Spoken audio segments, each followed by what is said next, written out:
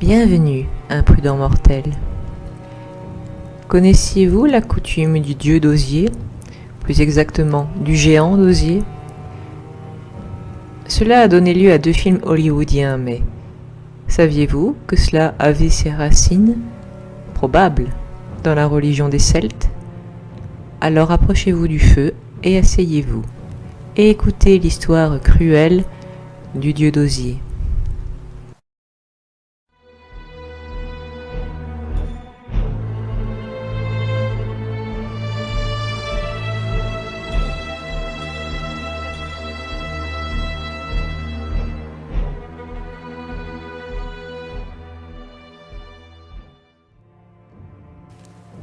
Le dieu d'osier, ou The Wicker Man en VO, ce qui veut dire en fait l'homme d'osier, est un film de 1973, britannique.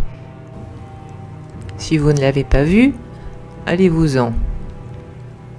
Jusqu'au timecode en tout cas. Sinon, si vous l'avez déjà vu ou que cela vous est égal, voici ce qui s'y passe. Neil Howe se rend à Summer Isle, une île des Hébrides, pour enquêter sur la disparition d'une jeune fille du nom de Rowan. Howe est un chrétien fervent et encore vierge pour cette raison, car il n'est pas marié.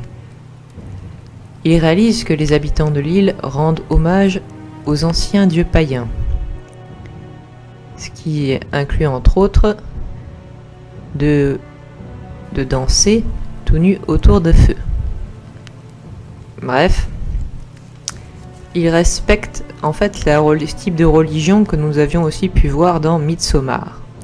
Et comme dans Midsommar, ça va mal se passer pour l'étranger à l'histoire.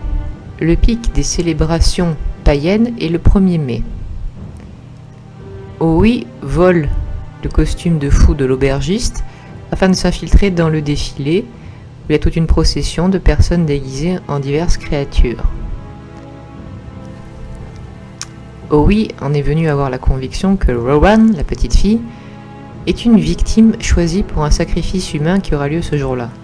Toutefois, il s'est trompé sur un point. La victime ne doit pas être Rowan, elle n'était qu'un piège, un leurre, pour que Howe vienne de lui-même à Summer Isle. Il doit répondre à 4 exigences des dieux. Être venu de son plein gré avec le pouvoir d'un roi, car il représente la loi de la reine d'Angleterre, être vierge et être fou, ce qui est son costume. Les récoltes, notamment de miel, des habitants étant été mauvaises ces dernières années, ils sont convaincus que faire des sacrifices aux dieux le leur rendront. Ils ont l'habitude de tuer des animaux, mais un humain serait mieux, selon eux. Ils enferment donc Howe dans une statue géante d'osier en compagnie d'animaux, auquel la petite Rowan met le feu. Et oui, techniquement parlant, Howe meurt brûlé. En 2006, il y a eu un remake, connu sous le nom de The Wicker Man cette fois, ou de l'homme de paille au Québec. Cette fois-ci, le héros est américain et s'appelle Edward Malus. Et non, il n'est plus vierge. Bon, c'est bien un homme à notre époque contemporaine. Non, cette fois, il reçoit des nouvelles d'une ancienne petite copine, Willow Woodward, qui est la mère de Rowan. Willow prétend que Rowan est la fille d'Edward et qu'elle a disparu. Donc, Edward se rend sur l'île de Summer Isle, au large des côtes de l'État de Washington. Là encore, les productions de miel sont mauvaises et on envisage un sacrifice.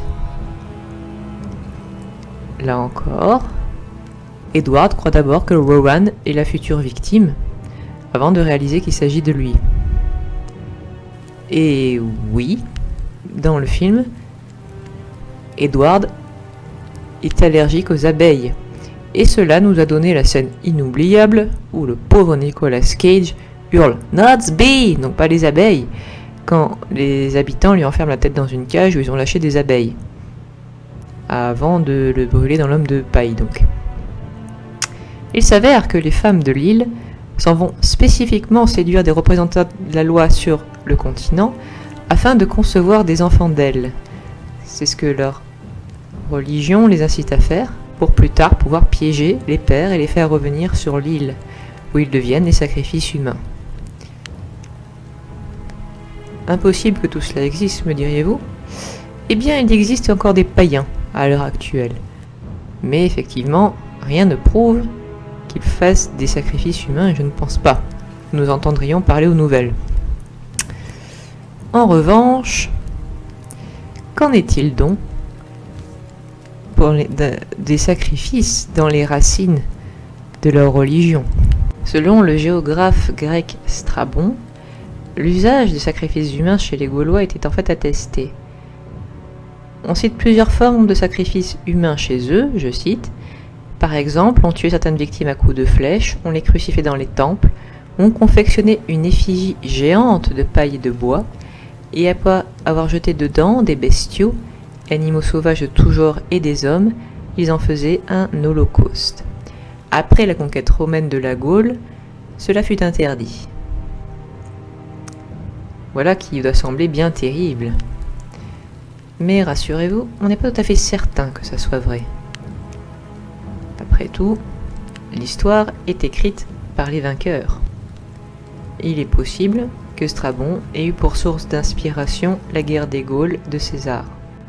Dans la guerre des Gaules, César affirme ceci. Toute la nation gauloise est très superstitieuse. Ceux qui sont attaqués de maladies graves, qui vivent au milieu de la guerre et de ses dangers, ou immolent des victimes humaines, ont recours pour ces sacrifices au ministère des druides. Certains de ces peuples construisent de grands mannequins d'osier simulacra dans lesquels ils enferment un homme encore vivant. On met le feu à ces poupées gigantesques et l'homme à l'intérieur meurt par les flammes. Ils pensent que le supplice de ceux qui sont convaincus de vol, brigandage ou quelque autre délit est plus agréable aux dieux immortels. Mais quand ces hommes leur manquent, ils se rabattent sur les innocents.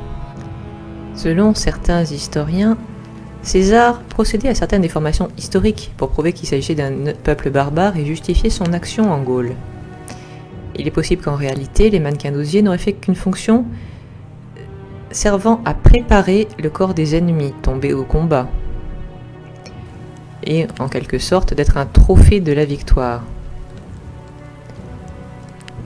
Fumer les cadavres n'est qu'une étape du rite, permettant de préparer les corps pour mieux les exposer.